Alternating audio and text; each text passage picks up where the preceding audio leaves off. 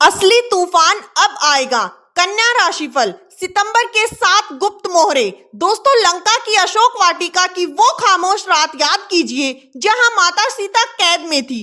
उनका मन टूटा हुआ था। उन्हें लगा कि शायद अब श्री राम मुझे लेने कभी नहीं आएंगे, और तभी उस अंधेरे में उम्मीद की एक किरण बनकर प्रकट हुए हनुमान जी।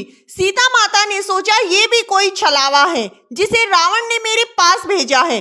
तभी हनुमान जी कहते हैं कि माता, मैं कोई छलावा नहीं बल्कि राम का दूत हूँ। मुझे केवल आपका पता लगाने के लिए श्री राम ने भेजा है, और जब मैं श्री राम को जाकर बताऊंगा तो देखना वो आपको लेने के लिए आएंगे। दोस्तों, ठीक यही संकेत हमारे जीवन में भी लागू होता है।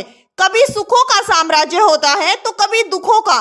कभी ऐसा पल आता है कि जब हम सोच लेते हैं कि अब सब कुछ खत्म हो गया है, लेकिन इस पल भाग्य का नया पन्ना खुलने जा रहा है। और सितंबर का महीना ठीक वैसा ही है, अद्भुत परिवर्तन लेकर आया है। हम बात करेंगे कन्या राशि की, जहां 7 मोहरे सामने हैं। 4 ग्रह पहले से ही आपके जीवन के रंग तय कर रहे हैं, सूर्य, मंगल, बुध और शुक्र, और 3 और मोहरे इस महीने जुड़ने वाले हैं। दोस्तों, सबसे पहले सूर्य और आपके स्वामी ग्रह बुध का खेल। सूर्य इस समय कन्या के ठीक 12वें घर में विराजमान है। ये स्थान वैसे तो अपने घर का है, लेकिन साथ बैठे केतु ने सूर्य की चमक पर परछाई डाल दी है, यानी स्वतंत्रता का भाव अधूरा रह गया। मन में अशांति रही, जैसे कि ग्रहण योग की स्थिति में होता है। लेकिन असली खेल शुरू होता है 16 सितंबर को। यही सूर्य आगे बढ़कर कन्या राशि में प्रवेश करते हैं, यानी आपका स्वभाव, आत्मविश्वास और प्रभाव फिर से जन्म लेता है।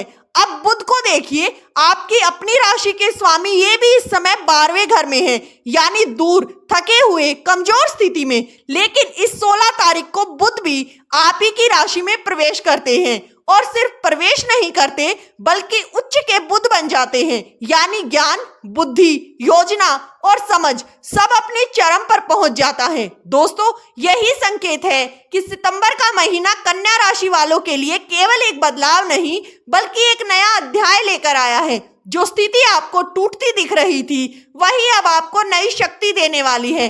अब जरा ध्यान से सुनिए, जब आपकी राशि के स्वामी बुध आप ही की राशि में विराजमान होंगे तो सबसे पहले असर पड़ेगा आपके मन और स्वास्थ्य पर। पारिवारिक माहौल को लेकर तनाव बना हुआ था, वहां पर आपको राहत देखने को मिलेगी। बुध का आशीर्वाद आपको एक नया कॉन्फिडेंस देगा, यानी मन मजबूत होगा, सोच साफ होगी, और छोटी छोटी परेशानियां धीरे धीरे खत्म होती हुई नजर आएंगी। अब करियर की तरफ देखिए, बुध सिर्फ आपकी राशि के स्वामी ही नहीं बल्कि कर्म क्षेत्र के भी स्वामी हैं, और जब यही ग्रह आपकी अपनी राशि पर बैठे तो साफ संकेत है कि करियर पर एक बड़ा मोड़ आने वाला है।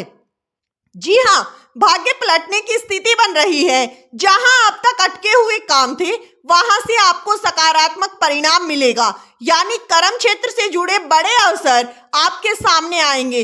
अब आते हैं तीसरे ग्रह मंगल पर। मंगल इस समय कन्या राशि में ही मौजूद है।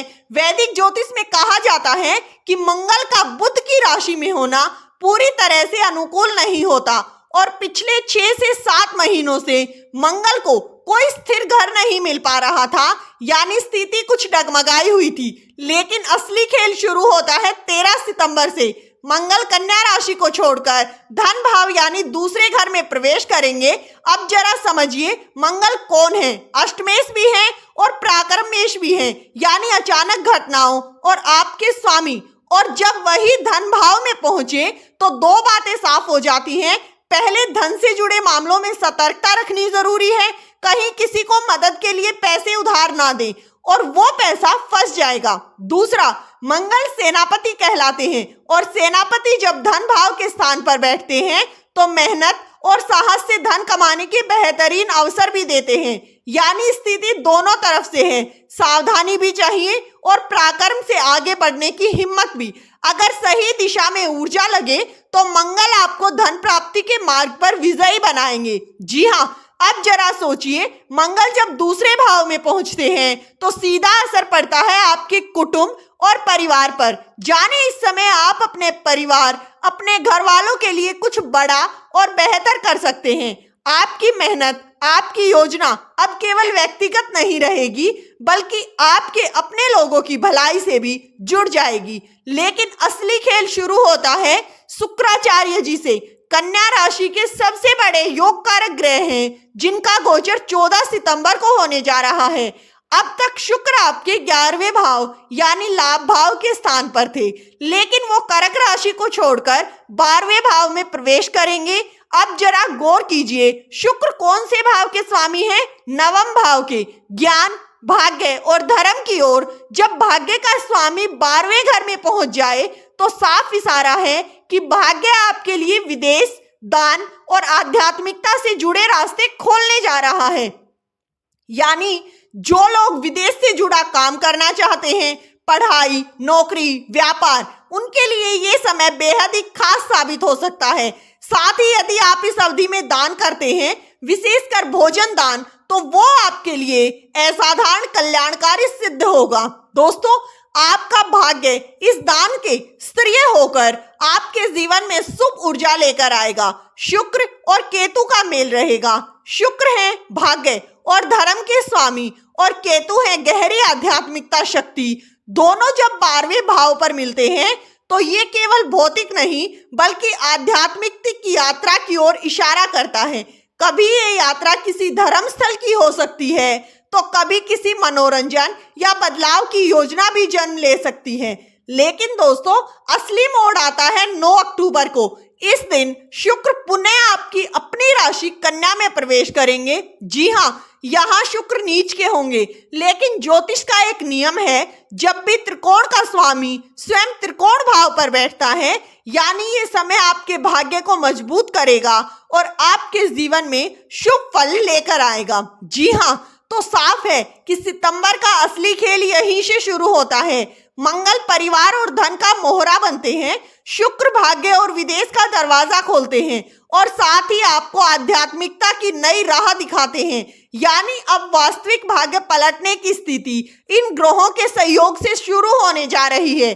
ध्यान से समझिए, सबसे पहले जो ग्रह आपके सबसे निकट आकर असर डाल रहे हैं वो है शनिदेव। शनिदेव इस समय आपके सप्तम भाव में बैठे हैं और याद रखिए, ये वही शनि है जो अभी वक्री अवस्था में चल रहे हैं।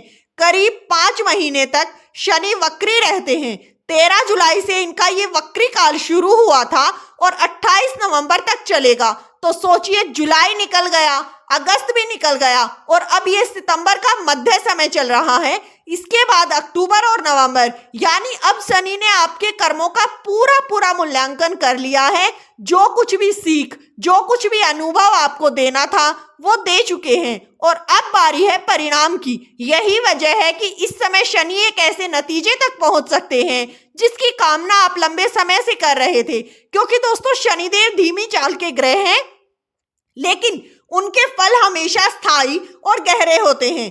अब एक और रहस्य समझिए, शनि जहां भी गोचर में बैठते हैं वहां पर विलंब तो जरूर देते हैं, लेकिन हानि कभी नहीं करते। ये बहुत ही बड़ा सिद्धांत है और इस समय शनि सप्तम भाव में है, तो साफ है कि आपके कर्म क्षेत्र, व्यापार और दाम्पत्य जीवन में स्थायित्व लाने का काम करेंगे। हाँ, कभी कभी देरी होगी, बाधाएं आएंगी, लेकिन याद रखिए दोस्तों, शनि का विलंब केवल इसीलिए होता है ताकि फल पूर्ण रूप से शुभ ही मिले। तो निश्चिंत रहिए, शनि इस समय आपके जीवन के उन क्षेत्रों में किसी भी परेशानी का कारण नहीं बनेंगे, बल्कि धीरे धीरे वही शनि आपके लिए एक बड़ा और स्थायी अवसर लेकर आएंगे। साथ ही दोस्तों, शनिदेव के ठीक पीछे अपनी जगह जमाए बैठे हैं राहु देव। राहु के वर्तमान स्थिति 6ठे भाव में है और ज्योतिष की गहराई से समझिए, जब भी राहु तीसरे, 6ठे, 10वें और 11वें भाव में बैठता है तो इसे शुभ गोचर कहा जाता है, क्योंकि यही वो स्थान है जहां राहु को अपनी असली ताकत मिलती है। यहां से राहु का सिर्फ एक ही उद्देश्य होता है, किसी भी हाल में अमृत तक पहुंचना। दोस्तों अब जरा सोचिए, छठा भाव किसका होता है? ये नौकरी का होता है, ये सफलता का स्थान होता है और यही वो जगह है जहां राहु का असर सबसे प्रबल रूप में दिखाई देता है। सबसे खास बात कि 2 सितंबर से राहु ने अपनी मृत अवस्था को त्याग दिया, यानी पैरों की वो बेड़ियां टूट चुकी हैं। जब शुरू होगा राहु का वास्तविक साम्राज्य। यही कारण है कि इस समय पर राहु आपके लिए नौकरी से जुड़े बदलाव ला सकते हैं। किसी का ट्रांसफर हो सकता है तो किसी को नई जॉब का ऑफर भी मिल सकता है। जी हाँ दोस्तों, कहना गलत नहीं होगा कि राहु का असली तूफान अब शुरू होने वाला है। इसीलिए सतर्क रहें, सावधान रहें और वीडियो को लाइक कर हाइप जरूर करें। साथ ही कमेंट बॉक्स में जय राहुदेव जरूर लिखें। दोस्तों, वीडियो किसी प्रकार का कोई दावा नहीं करता है। वीडियो का उद्देश्य मात्र आपको अच्छी सलाह देना है। तो मिलते हैं दोस्तों अगली नई वीडियो में। धन्यवाद।